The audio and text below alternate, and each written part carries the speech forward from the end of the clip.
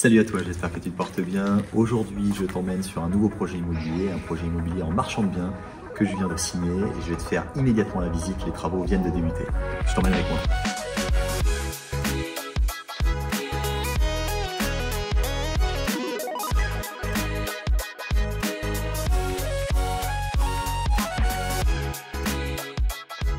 Nouveau projet donc sur ma SASU de marchand de biens, une maison, petite maison de village. Donc c'est une maison qui fait à peu près 60-70 mètres carrés aujourd'hui. Je vais t'expliquer plus tard pourquoi je te dis aujourd'hui, avec pas mal de travaux. Et quand je dis pas mal de travaux, on va strictement tout refaire, quasiment tout, si ce n'est la toiture et les ouvrants. Une maison qui a un extérieur, donc c'est un extérieur qui fait à peu près 100-150 mètres carrés. La particularité de cet extérieur, c'est que tu vois, il y a déjà des choses du bâti qui existent. Alors, une des premières choses que je vais réaliser, c'est le changement de cette toiture, puisque cette toiture elle est en fibrociment, donc elle est amiantée, ce qui est un frein clair à la revente. Donc ça, on va complètement la changer et remplacer ça par une belle tôle. On va conserver de toute façon cet espace, qui est un espace qui est intéressant, qui est un espace couvert, qui est en deux parties. Ici, la partie ouverte. De l'autre côté, on a une partie qui est plus fermée, qui peut faire office à la fois d'atelier ou alors pour ranger par exemple une moto. Donc c'est quelque chose qui peut être très intéressant.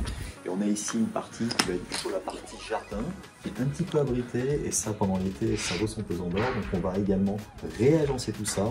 Et de ce côté-là, on a une petite allée qui va nous mener jusqu'à une petite cave qui fait environ 6 à 7 mètres carrés. Voilà. Donc sur les extérieurs, les travaux, changement de cette toiture-là. On refait un petit jardin comme il faut pour que le coup de cœur soit immédiat dès qu'on rentre. L'avantage ici, c'est qu'on se trouve à 30 km de Paris, avec un accès immédiat au transport en commun pour accéder à Paris en moins d'une demi-heure, et que cette petite maison de village, elle se situe à nouveau sur ma zone de chalandise préférée. On peut garer sa voiture, là tu le vois ici, on a largement la place de rentrer une voiture, ce qui vaut très très cher dans la région. On va immédiatement visiter ensemble l'intérieur. Alors comme je te le disais, on est en plein travaux. Les travaux ont débuté il y a cela quelques jours. Cette maison, donc il y a un petit sas d'entrée, il n'y a rien d'intéressant ici, on ne va pas faire énormément de travaux là-dessus. Sas d'entrée qui dessert sur la droite immédiatement la partie séjour cuisine, cuisine ouverte. Donc, tu vois ici, on avait un ancien espace pour la cuisine, on va entièrement refaire ça. Ici, on refait simplement sol, mur, plafond, bref, tout, on change uniquement pas les ouvrants. Ce qu'on a réalisé qui est très important, c'est qu'on a doublé l'intégralité des murs et réisolé l'intégralité des murs qui donnent sur l'extérieur. Ça pourquoi? Pour avoir un DPE qui soit beaucoup plus favorable, puisque cette maison, je l'ai achetée, c'était un DPE en G, mais je compte bien le remonter au moins en D.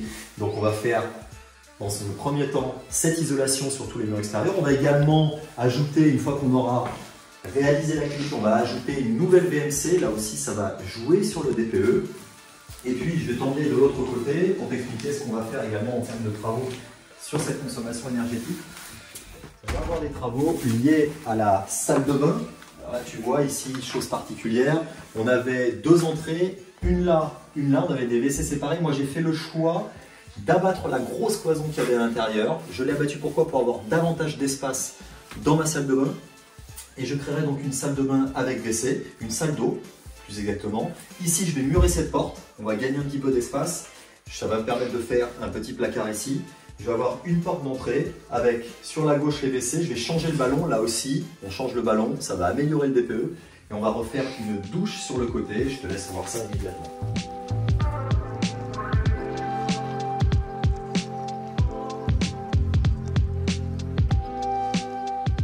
Sur ce rez-de-chaussée, on aura également une petite pièce qui est ici. Alors tu le vois qu'elle est surélevée la pièce. Pourquoi elle est surélevée? Parce qu'en dessous, j'ai ma cave. Et donc cette petite pièce qui n'était pas en bon état du tout, là tu le vois, ils viennent de couler ce qu'on appelle un ralvéage pour avoir un sol qui soit bien net et derrière poser le sol qu'il faudra. On va en faire ici soit une chambre enfant, soit un bureau. Ça sera une petite chambre d'appoint. On va réaliser ici un escalier pour accéder à cette chambre. Avant, il y avait un petit escalier en colimaçon en bois qui était absolument pas sympa. Donc on va refaire un bel escalier pour accéder à cette chambre qui fait à peu près 8 mètres carrés. Je vais t'emmener maintenant sur l'étage. Alors on arrive à un étage qui dessert deux chambres d'une dizaine de mètres carrés.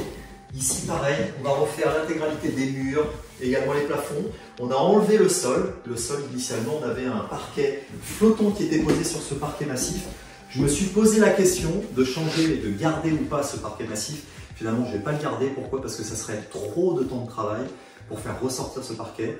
Et finalement, je vais reposer un nouveau parquet flottant, mais neuf cette fois-ci. De la même manière qu'en bas, on a réisolé l'intégralité des murs qui donnent sur l'extérieur avec une isolation en sang, également en dessous les fenêtres de la même façon. Donc des chambres qui sont quasiment identiques. L'autre chambre, de là, on a de belles vues dégagées. 10 mètres carrés, l'intégralité des sols, l'intégralité des peintures vont être réalisées. Voilà. On est donc sur une maison qui aujourd'hui compte 2 chambres et un potentiel bureau. Et la petite surprise que je vais réaliser, c'est que juste là, tu as une porte qui mène à un grenier qui aujourd'hui n'est absolument pas aménagé. Ce grenier, il fait 20 à 25 mètres carrés au sol et je vais aménager cet espace pour en faire un espace de vie avec la pose d'un Velux. Donc ça va demander bien évidemment une demande administrative, une demande préalable de travaux en mairie pour pouvoir poser un Velux et réaliser une nouvelle chambre et faire passer cette maison de 2 chambres et une pièce qui n'était absolument pas utilisée, la passer en bureau voire en chambre enfant à 3 chambres plus un bureau. Et donc créer de la valeur, c'est toujours ça que l'on cherche, c'est créer de la valeur qui va nous permettre de revendre la maison beaucoup plus cher, puisque sur cette activité de marchand de biens, bien évidemment, on engage des travaux pour pouvoir revendre plus cher à la fin. Au niveau des chiffres, qu'est-ce que ça donne? Eh bien, c'est une maison que j'ai achetée 200 000 € tout rond, qui m'a été apportée par mon réseau off-market. Cette maison n'a jamais été visitée par quelqu'un d'autre que moi. Je l'ai visitée alors qu'elle n'a jamais été en vente. J'ai fait une offre, c'est passé immédiatement, je l'ai achetée à 200 000 €. J'ai des frais de notaire bien évidemment réduits sur cette maison. Je vais engager pas mal de travaux, il y a pas mal de travaux. Tu le verras également qu'il y a des travaux de façade à réaliser. Et je pense en avoir pour environ 50 000 € de travaux. L'objectif derrière ça, c'est de faire une plus-value de 50 000 €. Donc de revendre à minima 300 000 €. Et ça, c'est l'objectif, mais c'est pour une autre vidéo. Et si toi aussi tu t'intéresses à cette activité professionnelle de marchand de biens ou si tout simplement tu es intéressé par l'investissement immobilier en général, je t'invite à cliquer sur le lien qui se trouve en dessous de cette vidéo pour découvrir gratuitement notre masterclass qui t'expliquera toute une stratégie.